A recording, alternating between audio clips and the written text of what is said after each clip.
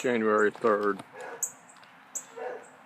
Tuesday, January 3rd, 2017, 7:30 a.m. This dog's been going on for about 2 hours now.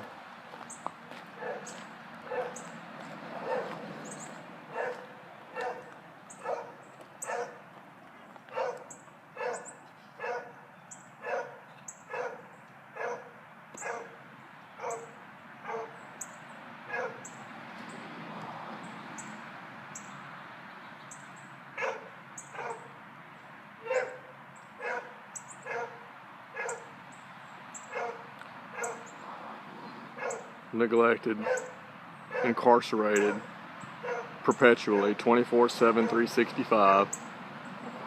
Owner, responsible owner, or irresponsible owner is Amanda Drumright. Lives in Columbiana, Alabama. And this dog is under a perpetual state of stress.